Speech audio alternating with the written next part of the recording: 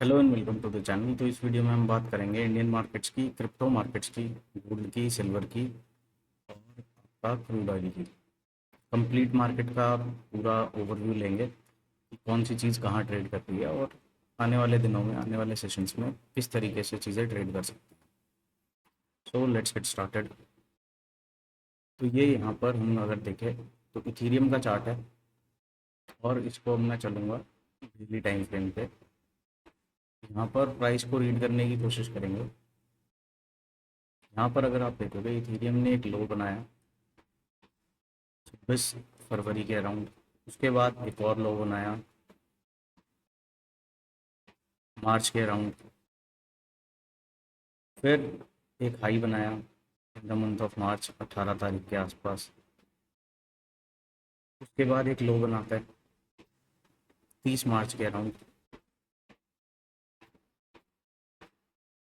फिर उसके बाद अभी जो रिसेंट हाई बनता है वो बनता है ऑलमोस्ट 17 अप्रैल को। तो ऑलमोस्ट एक महीने बाद प्राइस नीचे की तरफ जाके और दोबारा से इस एरिया पर पहुंच जाता है।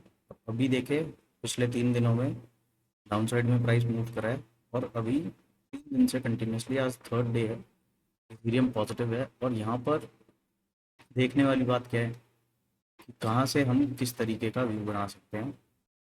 तो जो ये एरिया दिख रहा है हमें 2380 का फर्स्ट एरिया, ये है रेजिस्टेंस का।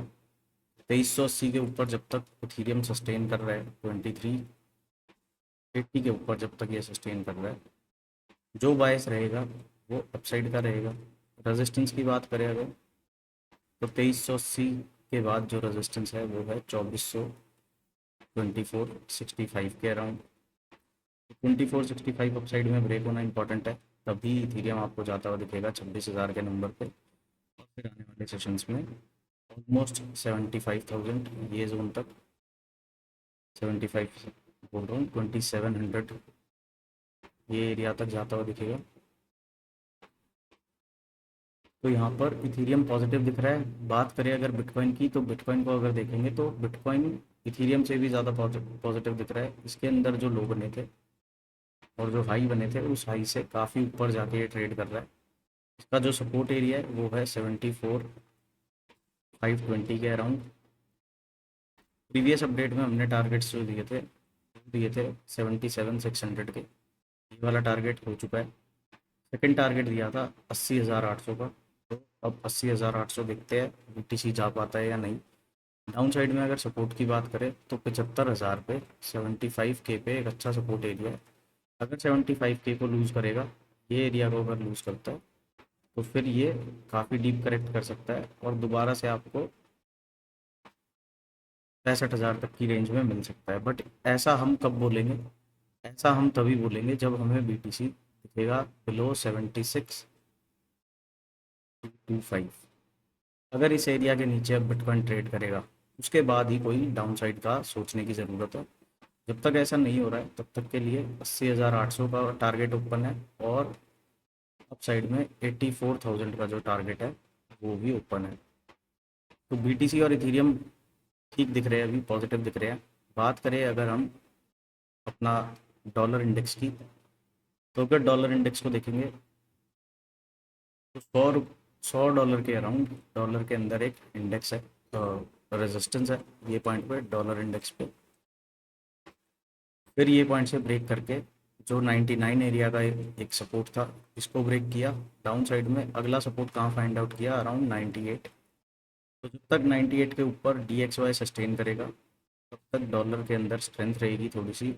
और बाकी जो करेंसीज हैं जो डॉलर के अगेंस्ट में ट्रेड करती हैं उनके अंदर थोड़ा सा वीकनेस का माहौल रहेगा। अगर डॉलर गिरना स्टार्ट करेगा तो डॉलर के पेयर में जितनी भी करेंसीज हैं वो इसी तरह आपको बढ़ती हुई दिखेंगी। यहाँ पे आपको दिख रहा होगा कि ऑस्ट्रेलियन डॉलर अप्रैल 1 से ही अगर देखें तो कंटिन्यू न्यू हाइज बना रहा है। और डॉलर इंडेक्स को अगर आप देखोगे तो ये 1 अप्रैल के बाद से कंटिन्यूसली डाउन साइड के अंदर आ रहा है। अब अगर हम बात करें गोल्ड की, तो गोल्ड को अगर देखेंगे, गोल्ड ने काफ़ी अच्छा अपने टॉप से एक करेक्शन लिया है $5,600 का। यहाँ ऊपर गोल्ड ने एक हाई लगाया। ये गोल्ड डॉलर में कैसे आ रहा है, तो हम ग्लोबल वाला जो गोल्ड है से यूएसडी जिसको बोला जाता है वो डिस्कस कर रहे हैं यहाँ पर। तो $5600 के अराउंड एक हाई बनाया। उसके बाद एक काफ़ी शार्प सेल ऑफ देखने को मिला जो गोल्ड को लेके आया अराउंड 4430। इसके बाद एक बाउंस आया बट जो हाई बना वो पिछले हाई के मुकाबले में डाउन साइड में आके बना। तो यहाँ पर जो हाई है, यहाँ पर ये एक लोअर हाई बना। लोअर हाई बनने के बाद जैसे ही डाउन साइड में ये एरिया ऑफ सपोर्ट लूज़ किया, काफ़ी बढ़िया इसने सेल ऑफ दिया और सपोर्ट कहाँ से उठाया, $4100 पे जो इसका एक सपोर्ट एरिया था। अभी करंटली देखें तो इसी तरीके का एक पैटर्न जैसा यहाँ पर हुआ था, ये जो चीज़ यहाँ पर हुई थी, ऐसा एग्जैक्ट सेम पैटर्न अभी यहाँ पर देखने को मिल रहा है। ये पैटर्न इनवैलिड कब हो जाएगा, अगर किसी दिन गोल्ड के अंदर एक ग्रीन कैंडल आता है जो कि होता है एक पॉजिटिव कैंडल और वो क्लोज कर देता है अबव द नंबर ऑफ 4875। 4875 के ऊपर गोल्ड अगर क्लोज कर देता है किसी भी दिन, तो वहाँ से फिर आपको गोल्ड के अंदर एक रैली दिख सकती है जो कि उसको 53 58 तक ले जाएगी। और अगर किसी कारण से जो एक ये ट्रेंड है अगर ये यहाँ से ब्रेक करता है 4695 के नीचे अगर गोल्ड आता है, तो यहाँ पर फिर आपको और फर्दर सेलिंग देखने को मिल सकती है जो गोल्ड को ऑलमोस्ट ले आएगी $4000 के नंबर पर। ऐसा एक दिन में नहीं होगा, बट जब होगा तो काफ़ी स्पीड से होगा, इसी तरीके से होगा अगर होगा तो। इसलिए ये एनालिसिस करना आपको ज़रूरी है। नेक्स्ट अगर हम बात करें सिल्वर की, तो सिल्वर के अंदर भी गोल्ड की तरह ही एक पैटर्न दिख रहा है। ये एक शार्प करेक्शन आया, उसके बाद एक बाउंस आया, फिर जो नेक्स्ट फॉल आया उसने जो प्रीवियस वाला लो था उसके भी नीचे जाके क्लोजिंग दिया। और अभी करंटली अगर हम देखें तो ये जो हाई है ये पिछले वाले हाई से अभी नीचे ही है। अगर हमें इस तरीके का सिल्वर के अंदर कुछ दिखता है और सिल्वर ट्रेड करना स्टार्ट करता है वो 275, तभी इसके ऊपर हमें पॉजिटिविटी देखनी है और फिर सिल्वर टैप कर सकता है ऑलमोस्ट 3 लाख के रेट को। बट जब तक ऐसा नहीं हो रहा है, जब तक सिल्वर बिलो 250 है, 250 के नीचे सिल्वर के अंदर थोड़ा सेल प्रेशर ही सस्टेन करेगा। ये हम जो जितना भी डिस्कशन कर रहे हैं प्राइसेस को लेके, इसको आपको यूज़ करना है for educational and analysis purposes.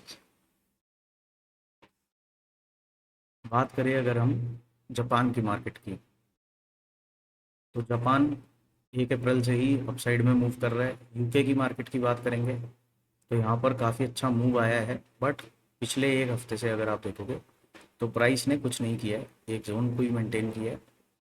तो डाउन साइड में यहाँ पर 10,000 का जो नंबर है 10,300 का, ये एक अच्छा सपोर्ट है। इसके नीचे आएगा तभी इसके अंदर वीकनेस आएगी, जब तक इसके ऊपर है तब तक इसका बाय सब साइड का ही रखना है। बट बहुत ज़्यादा बुलिश आपको किस एरिया के बाद होना है, जब एटलीस्ट एक दिन का कैंडल क्लोज हो जाए 10,640 के ऊपर, इसके ऊपर बुलिश नहीं होना है। और 10,300 के नीचे, इसके नीचे ही आपको बेरिश होना है। तो इस जोन के अंदर ये साइडवेज भी ट्रेड कर सकता है।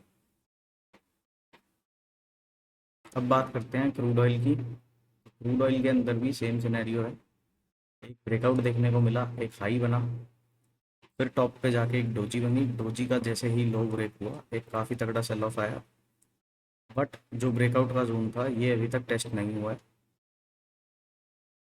WTI क्रूड को देखते हैं यहाँ पर ग्लोबल वाले को, तो यहाँ पर 73 का जो एरिया है यहाँ तक भी क्रूड ऑयल अगर आ जाता है उसके बाद भी वो पॉजिटिव ही रहेगा। तो इधर तक भी अगर क्रूड आ जाता है तो भी वो एक पॉजिटिव जोन में ही रहेगा लॉन्ग टर्म में। बट अभी के लिए अगर बात करें, जब तक क्रूड 93 के नीचे है,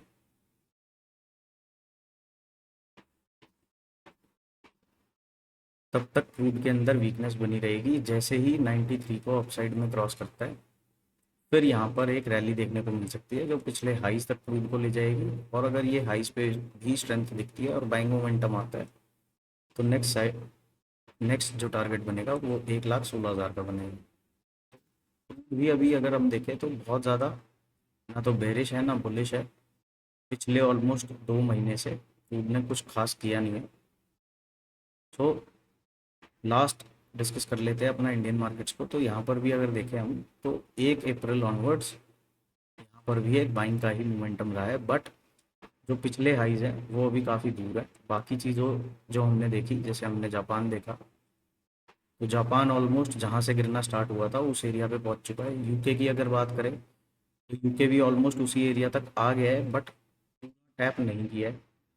बात करेंगे अगर हम यूएसए की मार्केट्स की, तो इसने जहाँ से गिरना स्टार्ट किया था उस एरिया को भी क्रॉस कर दिया है और काफ़ी सॉलिड मोमेंटम इसने दिखाया है। बात करोगे अगर आप यूएसए के टेक्नोलॉजी इंडेक्स की, जो कि है नैस्डैक, नैस्डैक को अगर आप देखोगे तो ये जो इसका ऑल टाइम हाई था इसने वो क्रॉस कर दिया है और न्यू ऑल टाइम हाई बना दिया है।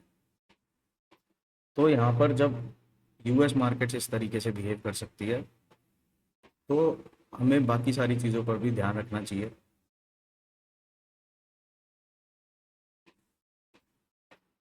अगर हमारे इंडियन इंडेक्सेस की बात करें तो जो फिन निफ्टी है और जो मिड सेलेक्ट इंडेक्स है उसके अंदर अगर आप रैली देखोगे तो वो काफ़ी अच्छी है।